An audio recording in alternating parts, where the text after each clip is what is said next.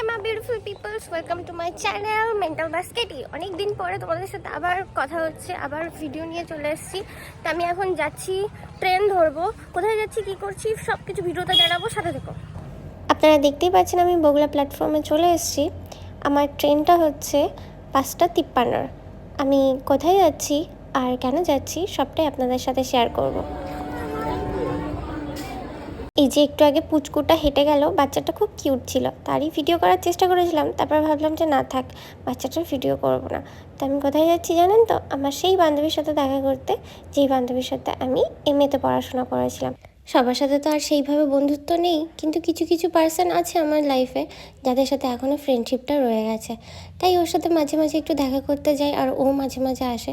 কিন্তু এখন তো ওর বিয়ে হয়ে গেছে, তাই ও সেইভাবে বাড়ির থেকে বেরোয় না। মেয়েদের লাইফটা অনেকটাই আলাদা। মা বাবার সাথে যখন থাকে তখন পুরোটাই আলাদা, আর যখন বিয়ে হয়ে যায় তারপরে পুরোটাই আলাদা।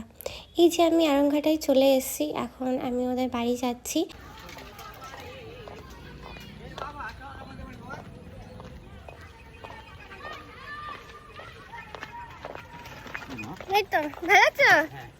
উপভোগ করুন আমাদের গাজনের সন্ন্যাসী, কিন্তু আর অল্প কিছু সময়ের মধ্যেই চরকে আমরা তুলব।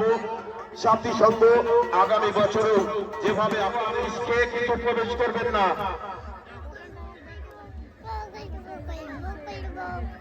বহু পৌরাণিক আমাদের এই গাজনের সন্ন্যাসীর যে অনুষ্ঠান সাথী সঙ্গ আয়োজন করছে। এই যে এখন আমরা মাঠে চলে এসেছি, আমরা ফুচকা খাবো। এই যে আমার বান্ধবী আর দাদা খুবই ভালো, কিন্তু ক্যামেরার সামনে আসতে একটু লজ্জা পাচ্ছিল, তাই দাদা হেসে দিয়েছিল। তাই কী করবো, তাই আমি বেশি একটা ভিডিও বানাইনি।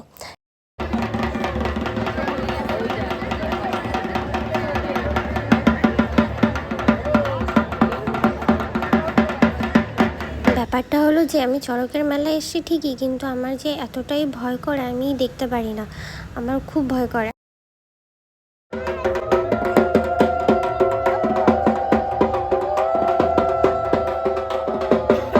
আর মানে গায়ের মধ্যে হয় না গুজবাম, লোম খাড়া হয়ে যাওয়ার ব্যাপারটা, তো ভয়ের সাথে সাথে আমার এরকম হয়। তো এর জন্য আমি যখন চড়ক হবে তার আগেই আমি ওখান থেকে পালিয়ে চলে এসেছিলাম।